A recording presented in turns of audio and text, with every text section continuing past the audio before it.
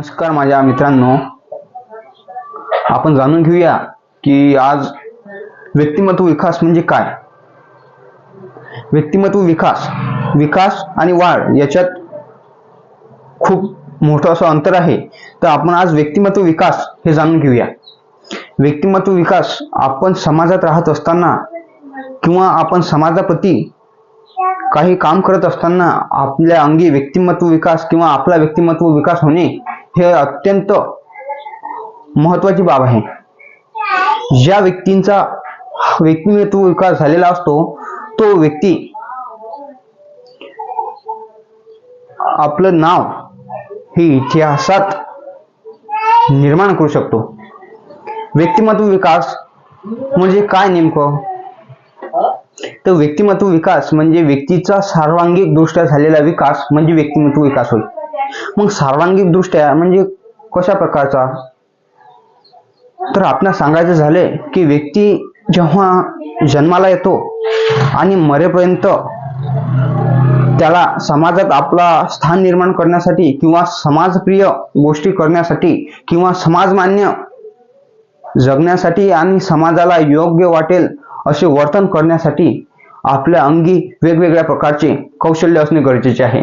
मग हे कौशल्य वेगवेगळ्या प्रकारचे म्हणजे या सर्व गोष्टींचा समावेश होतो, सर्व कौशल्यांचा समावेश होतो.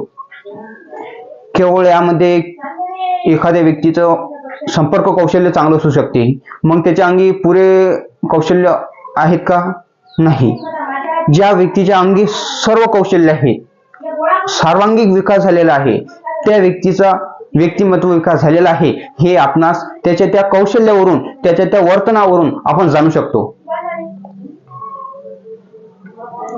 समजा एखादा व्यक्ती संपर्क कौशल्य चांगला करत आहे, तो इतरांच्या भावना जाणून घेत आहे, परंतु त्याला योग्य प्रकारे दुसऱ्याचा तो ऐकून घेत नाही आणि ते ऐकून न घेता तो योग्य प्रकारे प्रतिसाद देत नाही, हे त्याच्यामध्ये कौशल्य नाही. तो वेळेचं व्यवस्थापन बरोबर करू शकत नाही. मग अशा व्यक्तीच्या अंगी काही गुण अवगत झालेले आहेत, काही गुण अवगत झालेले नाहीत. या व्यक्तीचा व्यक्तिमत्व विकास झालेला आहे का? नाही. व्यक्तिमत्व विकास म्हणजे समाजात जगत असताना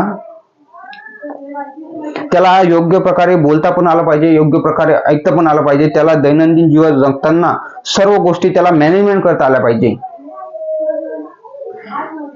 त्याला समस्यांचे निराकरण करता आलं पाहिजे, त्याला संघटन करता आलं पाहिजे, त्याला समूह एकत्र करता आले पाहिजे, त्याला सर्वांच्या मानसिकतेला समजून जाणून योग्य निर्णय घेता आला पाहिजे. तसेच इतर सर्व प्रकारचे गुण त्याच्या अंगी असणे हे अत्यंत गरजेचे आहे. आणि हे गुण ज्या व्यक्तीच्या अंगी असतात त्या व्यक्तीचा व्यक्तिमत्व विकास झालेला आहे असं समाज नाही तर समाजशास्त्रीय दृष्ट्या हे समजून घेतलं जातं. कारण की समाजशास्त्रीय दृष्ट्या हे सांगितले आहे की व्यक्तीचा सर्वांगीण विकास म्हणजे व्यक्तिमत्व विकास होय. तर आजच्या या व्हिडिओमध्ये आपण व्यक्तिमत्व विकास म्हणजे काय हे आपण जाणून घेतलेलं आहे. तर नंतरच्या व्हिडिओमध्ये आपण प्रादेशिक विभागावर जे विभागून दिलेल्या 3 समूह आहेत या समूहाच्या संदर्भात आपण विचार विनिमय करूया. धन्यवाद.